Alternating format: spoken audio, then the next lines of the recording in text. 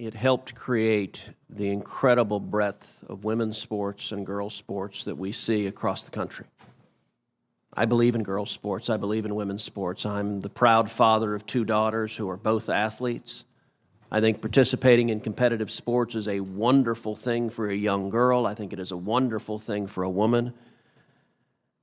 And I think, unfortunately, today's Democrat Party has decided that women's sports and girls' sports no longer matters, and they're willing to push radical legislation designed to destroy girls' sports and women's sports. Ms. Gaines, I want to thank you for your courage. You are relatively young, but you have demonstrated incredible courage. And because you have dared to speak up, you have been demonized, you have been vilified. I saw when you were attacked by a leftist mob at San Francisco State University for daring to speak up. You had an incredible record as a swimmer at the University of Kentucky. You were a 2-time NCAA All-American. You were a 5-time SEC champion. You're an SEC record holder and a 2-time Olympic trial qualifier.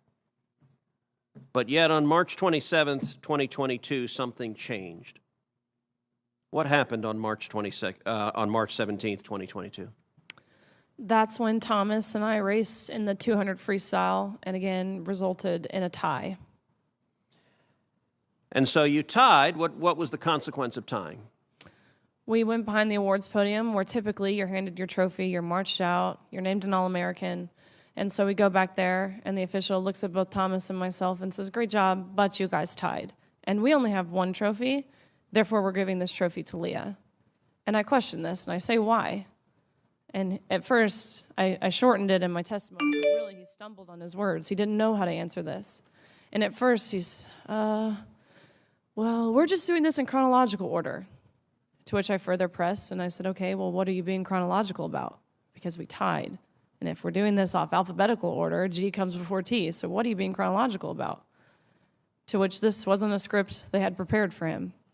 And he actually appreciated his honesty. He did say, we have to give the trophy for Leah because Leah has to have it for pictures. They've made that clear. Leah has to have the trophy for pictures.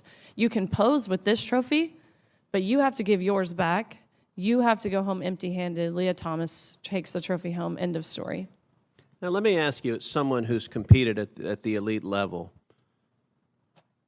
in your experience, is there a difference between women and men? Of course. I think we learned this at a very young age, watching even 12 and unders play. Going through puberty causes irreversible advantage, that no matter the training, no matter the diet, no matter any alterable change you can make, will overcome that male advantage. Especially in sports like swimming, where lung capacity matters so much. Even something as silly as throat size, men have on average a 40% larger throat, which sounds like it's nothing, but when you're grasping for air, that 40% larger throat makes a huge difference in athletic success, not to mention height. You guys know the differences. Ms. Robinson, do you agree with Ms. Gaines that there's a difference between women and men? If the question is about trans women... I'm just asking, is there a difference between women and men? I mean, what I can say is that the NCAA has rules in place. They've had rules in place for the last decade, and when this competition happened, I'm going to try again. The rules were clear. Do you believe there's a difference between women and men? It's a yes-no question. Do you believe there's a difference? Oh, I think that we're talking about this case with the NCAA. No, I'm asking a question. Do you believe there's a difference between women and men? Most people could answer this very simply.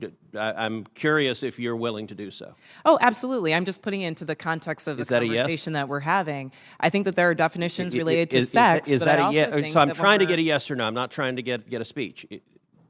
Is there a difference between women and men? I think that there are definitions for biological sex. Okay, so you're not answering that. Let me ask you this question then. Why do women's sports exist?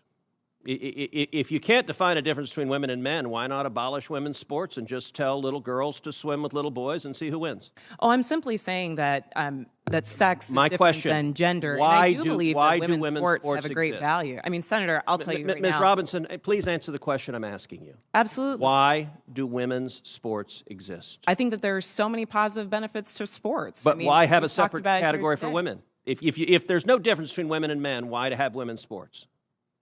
I'm saying that there's a difference between sex and gender, and that the NCAA has rules in place, which they have for the last decade. Mr. Chairman, I would like to enter into the record an article from Duke Law called Comparing Athletic Performances for the Best Elite Women to Boys and Men.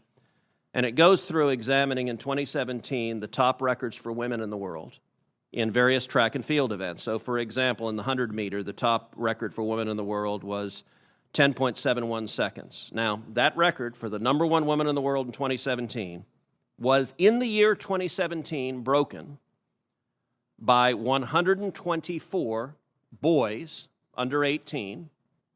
In that same year, the record for the number one competing woman in the 100-meter dash in the world was broken by a total of 2,474 men.